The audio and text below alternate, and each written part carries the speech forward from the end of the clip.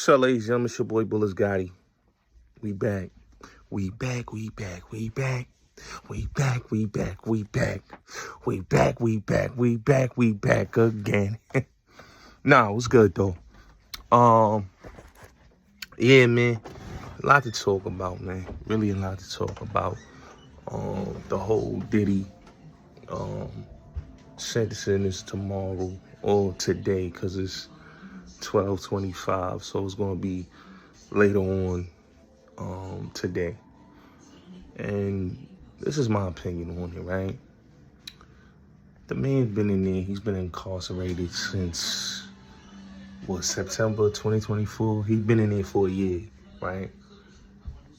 Let's just keep it real. He beat the top charges.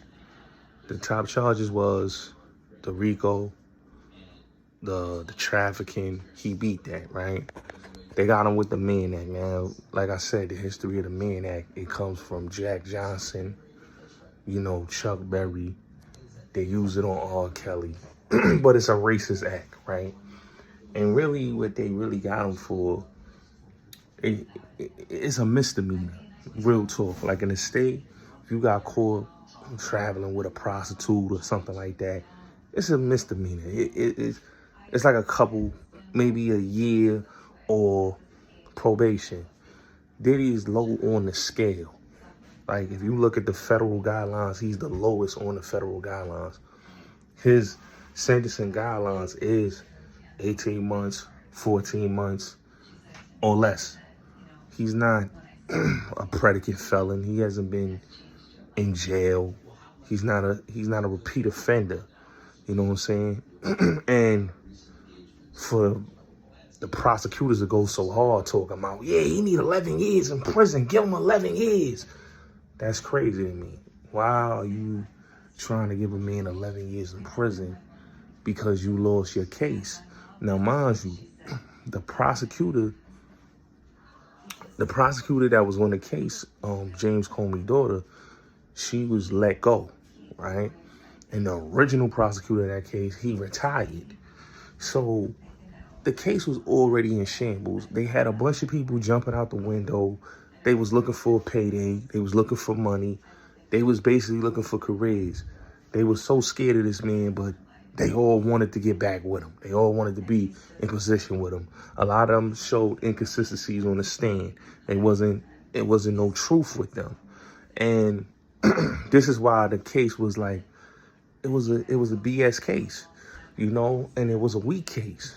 And the prosecution going so hard talking about, oh, give him 11 years. Why are you giving the man 11 years in prison?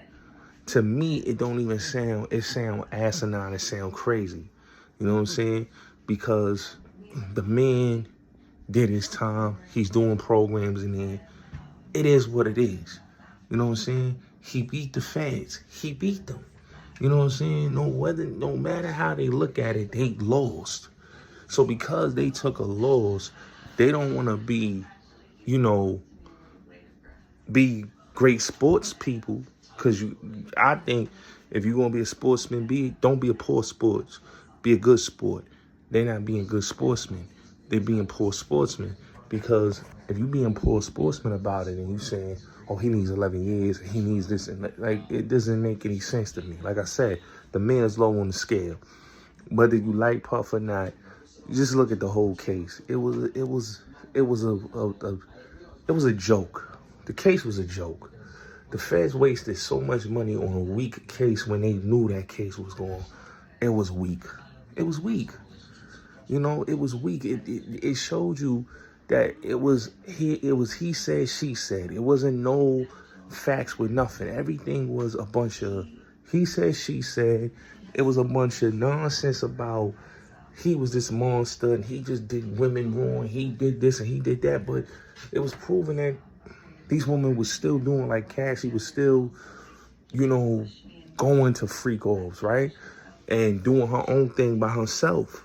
She was hitting him up while she was married to her husband. She was, a lot of these women were basically, they were users. They weren't victims. They were opportunists. And people made it seem like, oh, this man is he's just wrong. He did the woman wrong, and that wasn't true. That wasn't true. That was far from the truth. Because if you really look at the case, that was far from what the reality was. The reality was that they were lying. The reality was that the case was weak. The reality was they held this man over, he said, she said. It wasn't over facts. And that's why the jurors, they didn't convict him of the top charges. Because let's keep it real, the case, they didn't care about the Mann Act charges. Their biggest thing was they wanted him on the RICO. They wanted him on the sex trafficking, and they lost that. So why you talking about giving this man 11 years in prison? Because you lost the case. Come on, man. We got to be real with ourselves, man. You know, it was a shame of a case. I'm praying for Diddy. I'm praying that he gets the 14 months. I'm praying that the judge really be fair and don't try to railroad him and be biased. You know, be fair. I always believe that we have to be fair across the board. And in this case, it needs fairness. You know, don't be biased and then, you know, get a man. Come on, because really and truly, the case was weak. The case was weak. They knew it was weak. You know what I'm saying? Everybody want to see this man rot under the jail for what? What did this man do so much that everybody want to see him rot in jail? I just want to know what he did that everybody want to see him rot in jail. You know what I'm saying? Like, let's keep it real. Like, Cassie was no victim. Cassie's no victim. All these women knew what they were getting into. They loved the lifestyle. They didn't want to stop being in the lifestyle. They were reaching out. They were doing a whole lot of things. It's a lot of lies that was said, and it was proven that they were lying. The jurors didn't even believe those women. Let's be honest. But hey, it is what it is, man. Salute your boy Bulletz Gotti. I'm praying for Puff, man. I hope he gets, you know, I hope he gets time served, and I hope he just do less time. And I hope they don't do no egregious thing and be vindictive and get this man 11 years, 15 years, 8 years, 9 years, 10 years. For what? On some he said, she said? On some frivolous BS charges? Come on, man.